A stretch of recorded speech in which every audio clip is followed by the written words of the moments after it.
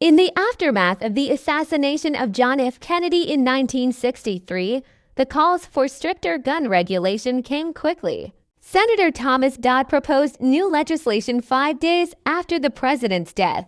Almost 2 decades later, the 1981 shooting of Ronald Reagan prompted swift demands for action, including restrictions on handguns. And though in both instances it would take years for lawmakers to move forward, both tragedies led to meaningful reform: bans on mail-order gun sales, restrictions on who can purchase weapons, and federal background checks for all gun purchases. Political violence has long shaped the U.S. gun control movement, but it appears little will change from this week. After the attempt on Donald Trump's life over the weekend, outcry over the easy access to guns in us has been relatively muted. There are no Republicans calling for tougher laws. There's no national conversation about the toll of gun violence on American life. The biggest movements for gun control in U.S. history can be traced to specific assassinations, said Andrew McKevitt, a history professor at Louisiana Tech University and the author of Gun Country, which looks at America's relationship with firearms. The calls for those things came in the immediate aftermath, McKevitt said. These are both kind of foundational moments for gun control in the United States, and yet we haven't seen anything in that regard in the last week. After Kennedy's death, Dodd urged action. It would take 5 years, and the assassinations of Martin Luther King Jr. and Robert Kennedy.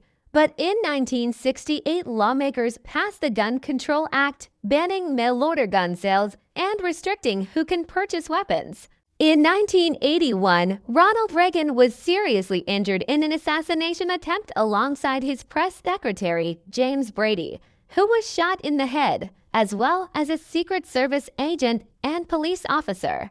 In the following years, Brady and his wife, Sarah, became advocates for gun violence prevention and joined a nonprofit that was eventually renamed in honor of the couple. They pulled in the likes of Ronald Reagan and Bill Clinton to champion gun safety legislation, said Christian Hain, the chief officer of policy and programs at Brady, the organization. The Brady Handgun Violence Prevention Act, which passed under Bill Clinton in 1993, was named for James. It wasn't quick. It wasn't overnight.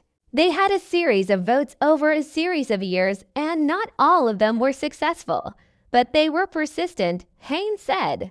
In more recent years, as the U.S. became plagued by increasingly horrifying mass shootings, the gun violence prevention movement has grown significantly, but progress at the federal level has been stymied.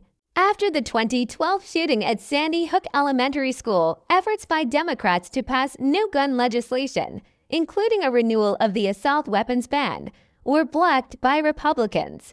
The school shooting in Parkland, Florida, sparked a major youth movement and massive demonstrations across the U.S. and renewed hope that Congress would take meaningful action.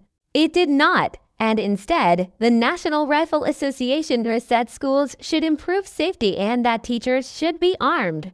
The cultural and legal landscape has changed dramatically in the decades since the attacks on Kennedy and Reagan, McKevitt said, pointing to the 2004 expiration of a federal ban on assault weapons, which opened the floodgates for a market for the firearms and occurred as TV news showed American soldiers in Iraq and Afghanistan carrying similar weapons. U.S. gun culture underwent rapid militarization, he said, and the industry aggressively marketed the expensive AR-15 and swiftly expanded. The gasoline on the fire was the election of Barack Obama, who the right portrayed as coming for your guns, McKevitt added. At the heart of the movement is the NRA, the powerful lobbying group that spent $31 million to elect Trump in 2016. The NRA developed into what was for years a virtually unstoppable political force that could make or break the careers of Republican politicians. The group made guns a core of us culture wars and successfully pushed the narrative that it takes a good guy with a gun to stop a bad guy with a gun. The gun rights movement was able to achieve major legal victories, McKevitt said, including stand your ground laws and open carry legislation. Meanwhile, during the pandemic, Americans bought guns at record rates. We're living in an era where the gun rights movement won. The gun rights movement has had tremendous, dramatic, triumphant success over the last 40 years, McKevitt said. These legal triumphs, these political triumphs, have remade the landscape of guns in America.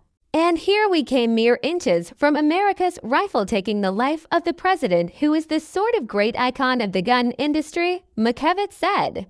McKevitt said Republicans were likely to remain resistant of any talk of gun safety laws, no matter the victim, and that Democrats were unlikely to want to push such a proposal in an election year.